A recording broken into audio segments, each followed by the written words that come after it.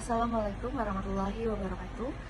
Kami dari kelompok 7, perkenalkan nama saya Angel Fitria Kristianti dan rekan saya Rani Azizah Nur.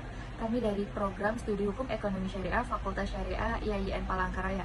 Kami akan menjelaskan tentang keputusan pengadilan dalam mata kuliah Hukum Acara Perdata, latar belakang. Secara normatif, pengadilan adalah tempat untuk mendapatkan keadilan, sedangkan putusannya merupakan mahkotanya yang dikeluarkan hakim sebagai penegak hukum keadilan.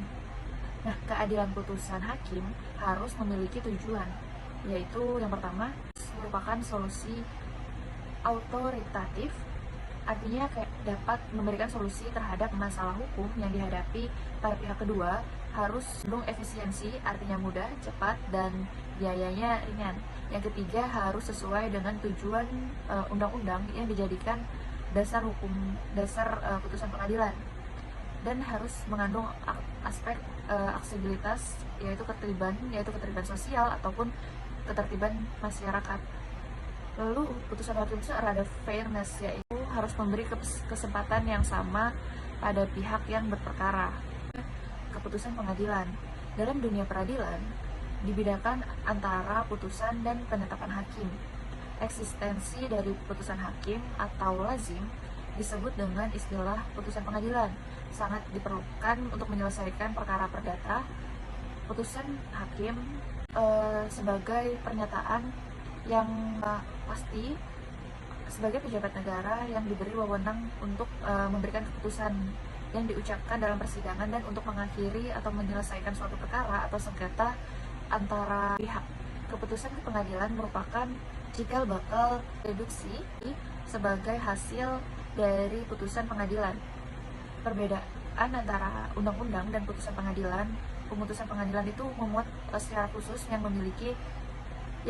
hanya memikat orang-orang tertentu. Yang B, yaitu jenis-jenis putusan pengadilan. Putusan yang bukan putusan akhir disebut dengan putusan sela. Putusan yang dijatuhkan oleh hakim sebelum memutus pokok perkaranya dimaksud agar mempermudah kelanjutan pemeriksaan perkara. Hakim tidak terikat pada putusan sela yang dijatuhkan, oleh karena pemeriksaan perkara perdata harus disanggah merupakan satu kesatuan, sehingga putusan sela hanya bersifat sementara dan bukan bersifat tetap, serta perkara belum selesai.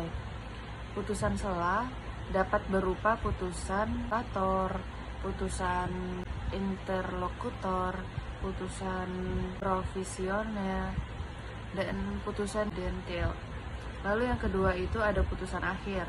Lazim disebut dengan istilah end vonis atau final judgment. Bagian C, isi keputusan pengadilan. Yang pertama ada kepala putusan yang isinya demi keadilan berdasarkan ketuhanan yang Maha Esa. Yang kedua ada nomor register perkara yang dicantumkan di bawah kata ketuhanan yang Maha Esa. Yang ketiga ada garansi dan layanan pelanggan luar biasa. Yang keempat ada identitas para pihak. Yang kelima ada tentang duduknya perkara. Yang keenam ada tentang hukumnya. Yang terakhir ada kesimpulan. Putusan hakim yang diucapkan itu haruslah sama dengan dituangkan dalam bentuk tertulis yang merupakan kata akta autentik. Putusan dibedakan atas putusan akhir dan bukan putusan akhir. Susunan isi putusan hakim itu dikenal tumbuh dan berkembang dalam kebiasaan praktik peradilan perkara perdata.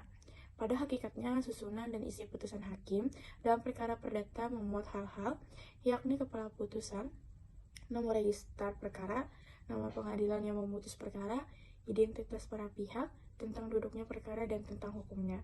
Sekian dan terima kasih.